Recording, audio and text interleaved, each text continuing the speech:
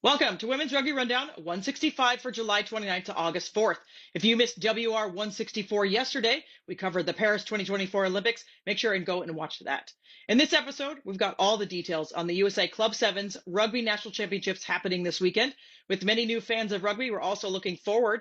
We're looking at the 2025 HSBC 7 Series, several upcoming 15s matches, as well as the WXV competition kicking off on September 27th. We also received exciting news from WER. They've announced their first 3 franchises, and they will begin play in March 2025. Additionally, the 2014 World Cup winning squad is embarking on a fundraising challenge to support their former coach, Gary Street, who is battling a serious illness. And as always, we round up all of the global premier and club competitions worldwide. Let's start with some sevens news. Of course, if you missed our Paris 2024 wrap-up, that was WRR 164, and you can go see that on our site.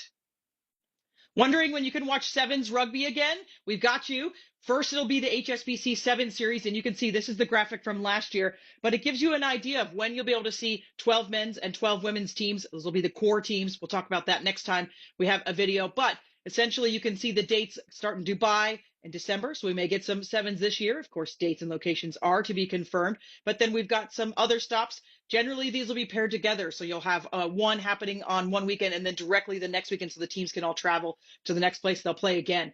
It's an absolutely fantastic series, lots of drama. It'll be just like the Olympics. There is also the HSBC Sevens Challenger Series. So this is the teams that don't make it onto the 7 Series, which it's a core set of 12 men and 12 women's teams. So then everybody else that wants to try to make it will go to these events. And these are a little bit different. There's 3 stops, 4 stops. Really, there's 3 stops if you look at it in detail, because there's a couple stops that are men only and 1 stop that was women's only. But you can see these were in January, March, May, and then another one in May, and they were all over the globe. We already got some notes that Argentina is beginning to train for this, their women's side. They're in camp with their senior and youth players, so they're thinking ahead generationally, and Casa Pumas from August 13th to the 16th. This weekend in Madison, Wisconsin, there is the USA Rugby Club Sevens National Championships, August 10th and 11th. So it'll be sevens action all day Saturday and Sunday. You can watch it on the Rugby Network. You just need to sign up for a free account if you don't already have one. And this is the top senior club, so adult rugby, happening across the United States. It's a fierce competition. The Chicago Lions are the defending women's champion from last year, while NAV aims to retain the men's championship. Now we'll switch over to 15's women's rugby news. There's a lot coming up. In particular, we have the WXV tournament. It's going to be kicking off September 27th with matches in Vancouver, South Africa, and Dubai.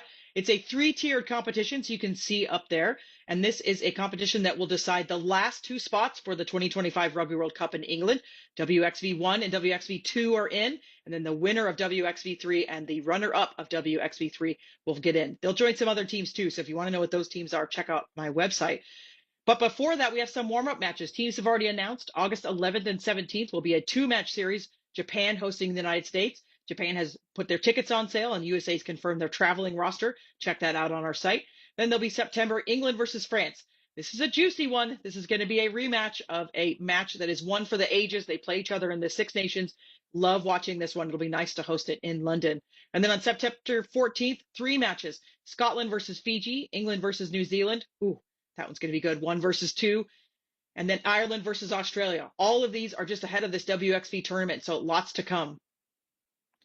The 2014 Rugby World Cup winning squad, England, are embarking on a fundraising challenge to support their then coach, Gary Street. He's been battling some serious illnesses in the recent months. They're going to run, cycle, swim, and row 2,014 kilometers. And it's already begun the activities, and they will conclude on August 17th to commemorate the date that they lifted this cup. We hope you'll join us in supporting this campaign. You can donate outright, you can share it on your network, and you can also sponsor a kilometer of the challenge.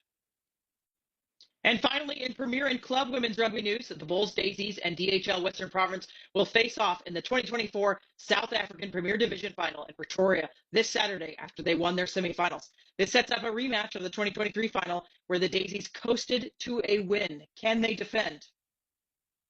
In round 12 of the WPL, there were wins by New York and the All Blues. Chicago North Shore forfeited, so that moved Life West into that 4th position. They've been there for a bit, but it really keeps them there and gets them a bit closer to Colorado. It's very tight at the top between the All Blues and New York. I would note that we received some information that we may have missed 1 or 2 bonus points, so we are checking with the league to confirm those numbers. There might be a tie at the top, which would make things interesting.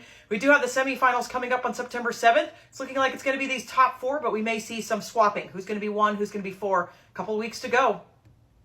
New Zealand's Bunnings Warehouse Dr. Farah Palmer Cup competition gets underway this Friday, August 9th. Northland will begin their defense of the championship. Ignore the graphic up there. It's less than 7 days until Friday, but a wonderful competition getting going in New Zealand. Women's Elite Rugby, or WER, announced their first 3 franchises. Boston, Chicago, Denver will have teams, and play will begin in March 2025. We've heard a lot of your questions on if this league is working with the current Women's Premiership League. They are. The conversations are around building a new franchise teams. So these would be teams that are owned by WER and not owned by the clubs. So we can see where some of these clubs may not want to give up their intellectual property with their clubs and their long traditions, where others may see this as a positive move forward. So what does this mean for the competition next season?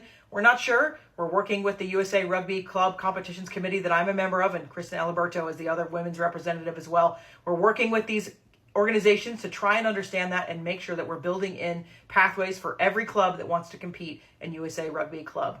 The Vodafone Women's Interprovincial Championship will kick off this Saturday, August 10th in Ireland, and defending champions Leinster will see Connacht.